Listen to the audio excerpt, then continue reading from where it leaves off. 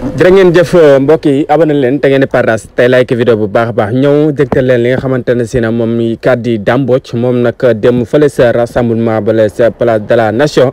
moom nag am na contentement gu mat sëkk si population bi nga xamante ne si ne ñoom ñoo dajaloo woon foofee def seen rassemblement moom nag ma ngay xamle ne daal lii daal mosu koo gis ba mu dalee taxaw si place de la nation ba léegi daal mosu total gis mbooloo mu toll ñii ba fële daal bëri ba bëgg a dee nag loolu nag kontaan naa bu mat sëkk moom kii di Dame Mbodj daal am nag si rek di xamle ne daal ba tey rek kii di président Macky Sall mënut a wax bu bokk 2024.